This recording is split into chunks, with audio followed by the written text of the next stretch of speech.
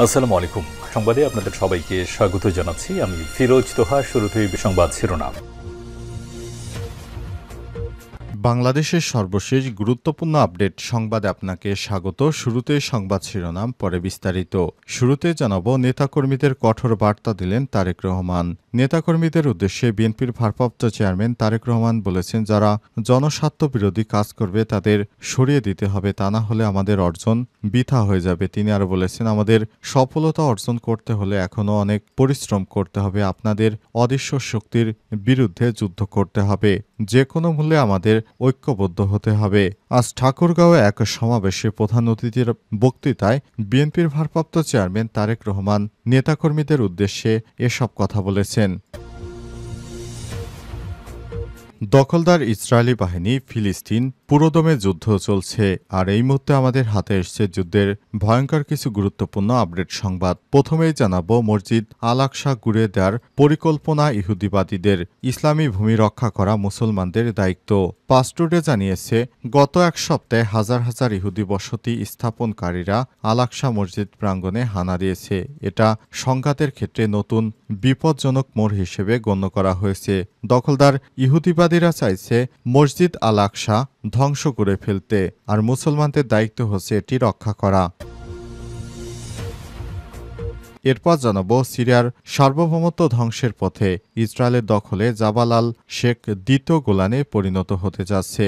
দখলদার ইসরায়েলি বাহিনী এবার গাজার পর সিরিয়ার দিকে নজর দিয়েছে। সিরিয়ার গোলান মালভূমি দখলের পর এবার তারা জাবাল আল শেখ দ্বিতীয় গোলানে পরিণত করার চেষ্টা করছে। বর্তমান সিরিয়ায় একটি বিপ্লবের পর সরকারের অবস্থা নাজুক পর্যায়ে রয়েছে। এই সুযোগে তারা সিরিয়ার বিভিন্ন জায়গা দখল করে নিয়েছে।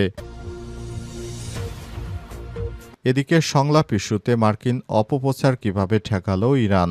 ইরান ও যুক্তরাষ্ট্রের মধ্যে দ্বিতীয় দফায় পরোক্ষ আলোচনা 19 এপ্রিল ইতালির রাজধানী রোমে অনুষ্ঠিত হয়। ইরানের পররাষ্ট্রমন্ত্রী সায়েদ আব্বাস আরাগচি এই আলোচনার পর একটি সম্ভাব্য চুক্তির পথে অগ্রগতির ঘোষণা দিয়েছেন। এদিকে ইরানের বিরুদ্ধে হুমকির বিষয় বিশ্ব ক্রমশ ক্লান্ত হয়ে পড়ছে বলছে রাশিয়া। আজ রাশিয়ার পররাষ্ট্র মন্ত্রণালয়ের মুখপাত্র মারিয়া জাখারোভা বলেছেন, ইরানের বিরুদ্ধে অবিরাম হুমকিতে বিশ্ব এখন ক্রমশ ক্লান্ত হয়ে পড়েছে। প্রতিদিন এই একই কথা শুনতে আর বিশ্বের ভালো লাগছে না। তারা প্রতিদিনই ইরানকে উড়িয়ে দিবে, ইরানের হামলা করবে ইত্যাদি বিষয় বলে ইরানকে দুর্বল ভাবছে, কিন্তু ইরানের পক্ষে রয়েছে রাশিয়া। প্রিয় দর্শক, এতক্ষণ শুনছিলেন সংবাদ শিরোনাম, এবারে বিস্তারিত। তবে তার আগে বন্ধুরা, অনুরোধ থাকবে সংবাদটিতে একটি লাইক দিন। আর বন্ধুরা, গাজা যুদ্ধে আপনি যদি নিরীহ ফিলিস্তিনিদের ভালোবেসে থাকেন, কমেন্টে ইয়েস লিখে বিশ্ববাসীকে জানিয়ে দিন।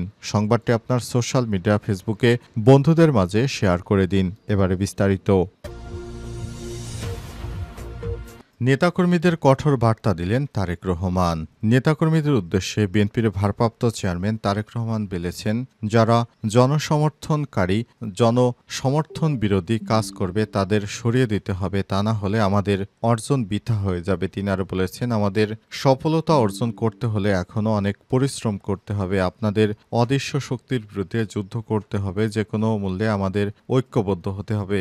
আজ বিকেলে কুড়িগ্রামের লালমনিরহাট এবং গাইবান্ধা জেলায় রাষ্ট্রকাঠামো মেরামতের ৩১ দফা ও জনসম্পৃক্তি প্রশিক্ষণ কর্মশালায় ভার্চুয়ালি যুক্ত হয়ে তারেক রহমান এসব কথা বলেছেন। এর আগে তিনি প্রশিক্ষণ কর্মশালায় অংশ নেয় নেতাকর্মীদের প্রশ্ন ও প্রস্তাবনা শুনে উত্তর দেন। প্রধান অতিথির বক্তব্যে বিএনপির ভারপ্রাপ্ত চেয়ারম্যান বলেন, রাষ্ট্রকাঠামোর যে ৩১ দফা আমরা বিনির্মাণের স্বপ্ন দেখেছি, আমরা আশা করি ৩১ দফা বাস্তবায়ন করা হবে এবং সে অনুযায়ী আমরা কাজ করার জন্য সামনের দিকে এগিয়ে যাব।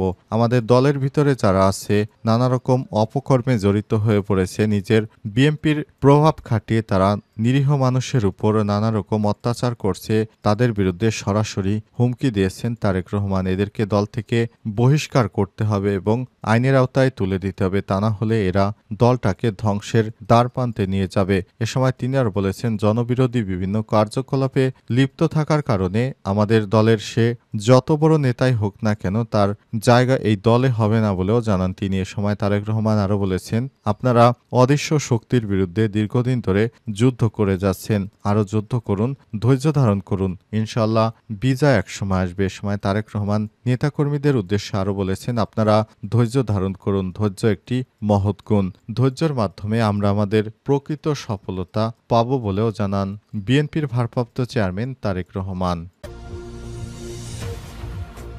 আল-আকসা মসজিদ উড়িয়ে দেয়া ইহুদিবাদীদের পরিকল্পনা, ইসলামী ভূমি রক্ষা করা মুসলমানদের দায়িত্ব। পাসটুডের তথ্য বলছে, গত এক সপ্তাহে হাজার হাজার ইহুদি বসতি স্থাপনকারী আল-আকসা মসজিদ প্রাঙ্গণে হানা দিয়েছে। এটা সংঘাতের ক্ষেত্রে নতুন বিপজ্জনক মোড় হিসেবে গণ্য করা হচ্ছে। আল-আকসা মসজিদ এবং ডোম অব দ্য রক উড়িয়ে দিতে উগ্রবাদী ইহুদিবাদী সংগঠনগুলোর উস্কানিমূলক আহ্বান এবং তৎপরতার নিন্দা জানিয়েছে মিশর। মিশরের পররাষ্ট্র মন্ত্রণালয়ের এক বিবৃতিতে সব অন্যায় এবং অপতৎপরতার তীব্র নিন্দা জানিয়েছে। ইহুদিবাদীদের এই পদক্ষেপের কারণে কোটি কোটি মানুষের হৃদয়ে রক্তক্ষরণ হচ্ছে। মিশরের পররাষ্ট্র মন্ত্রণালয় তাদের বিবৃতিতে ইহুদিবাদীদের এই ধরনের কর্মকাণ্ড বন্ধে অবিলম্বে পদক্ষেপ নিতে আন্তর্জাতিক সম্প্রদায়ের প্রতি আহ্বান জানিয়েছে। বিবৃতিতে স্মরণ করে দিয়ে বলা হয়েছে, এই ধরনের উস্কানিমূলক তৎপরতা আন্তর্জাতিক আইনের পরিপন্থী। মিশরীয় সংবাদ মাধ্যম আল আসাবের বিশ্লেষক এবং সম্পাদক মাজদি আহমেদ হুসাইন আল-আকসা মসজিদ এবং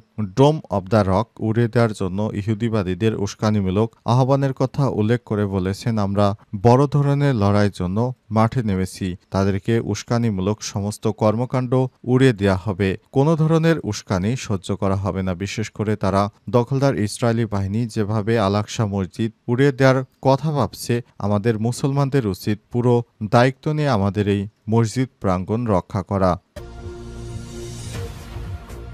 সিরিয়ার সার্বভৌমত্ব ধ্বংসের পথে ইসরায়েলের দখলে জাবাল আল শেখ দ্বিতীয় গোলানে পরিণত হতে যাচ্ছে। আরব বিশ্বের খ্যাতনামা রাজনৈতিক বিশ্লেষক আব্দুল বারি আতাওয়ান দৈনিক রায় আল ইয়ামে প্রকাশিত এক নিবন্ধে ইসরায়েলি সেনাবাহিনীর প্রধান জেনারেল ইয়াল জামিরের নেতৃত্বে ইসরায়েলি সামরিক প্রতিনিধি জাবাল আল শেখ এবং সিরিয়ার হাইল বাফার জোনে প্রবেশের কথা উল্লেখ করেছেন। পাসটুডে জানিয়েছে, আতাওয়ান লিখেছেন, জামির কোনো বাধা ছাড়াই সিরিয়া জাবাল আল শেখ এবং বাফার জোনে প্রবেশ করেছে, যার অর্থ হল সিরিয়ার নতুন সরকার সার্বভৌমত্ব রক্ষা করতে ব্যর্থ হয়েছে এবং ইসরায়েলের দখলদারিত্বের কাছে আত্মসমর্পণ করছে। তিনি আরও বলেন, দক্ষিণ সিরিয়া দ্রুত আরেকটি গোলানে পরিণত হচ্ছে এবং ইসরায়েলি দখলদারিত্ব স্থায়ী হয়ে উঠছে। প্রধানমন্ত্রী বেঞ্জামিন নেতানিয়াহু কয়েকদিন আগে বলেছিলেন যে দক্ষিণ সিরিয়ার উপর ইসরায়েলি বাহিনী নিয়ন্ত্রণ অনির্দিষ্টকালের জন্য বহাল থাকবে। এই আরব বিশ্লেষক ইসরায়েলি আগ্রাসন এবং তাদের কর্মকাণ্ডের ব্যাপারে তুরস্কের নির্লিপ্ততার কথা উল্লেখ করে বলেছেন, আঙ্কারা সিরিয়ার নতুন সরকারের প্রধান সমর্থক। তিনি আর বলেন, তুরস্কের সামরিক প্রতিনিধি দলের সিরিয়া সফরের মাত্র কয়েক ঘণ্টা পরে ইসরায়েলি যুদ্ধ বিমানগুলো তুরস্ক সীমান্তবর্তী উত্তর সিরিয়ার সামরিক বিমানবন্দর এবং হোমস শহরতলিতে এবং হামা আলেপ্পোর অনন্য ঘাঁটিতে 200 বারের বেশি হামলা চালিয়ে সম্পূর্ণ ধ্বংস করে দিয়েছে। এই হামলার লক্ষ্য ছিল সিরিয়ায় যাতে তুরস্কের সামরিক অবস্থান শক্তিশালী হতে না পারে। কিন্তু ইসরায়েলের বিমান আগ্রাসন ঠেকানোর জন্য আঙ্কারার কোনো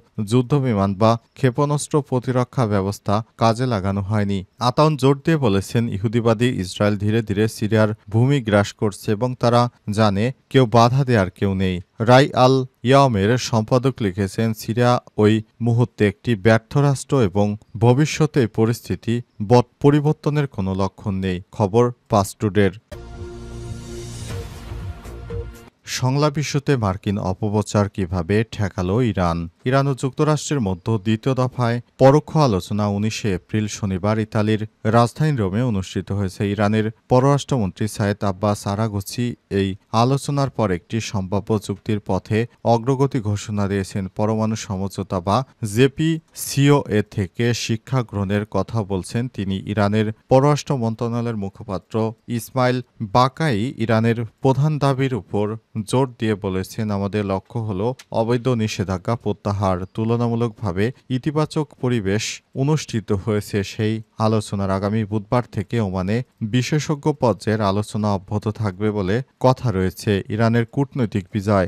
আন্তর্জাতিক বিষয় বিশেষজ্ঞ ফারশিদ বাকেরিয়ান বলেছেন, ইরান আলোচনা বিরোধী বলে যে প্রচারণা চালানো হয়েছে তা মিথ্যা প্রমাণিত হয়েছে। এটা ইরানের জন্য একটা বড় বিজয়, কারণ ইরান এটা প্রমাণ করেছে যে মার্কিন গণমাধ্যমের দাবির বিপরীতে তেহরান গঠনমূলক আলোচনার জন্য প্রস্তুত রয়েছে। বাকেরিয়ান জোর দিয়ে আরও বলেছেন, ইতালির মতো তৃতীয় দেশে আলোচনা অনুষ্ঠিত হওয়ার মধ্য দিয়ে এটাও প্রমাণিত হয়েছে যে এই আলোচনা প্রত্যক্ষ নয় এবং পরোক্ষ এবং সরাসরি আলোচনার গুজব ভিত্তিহীন।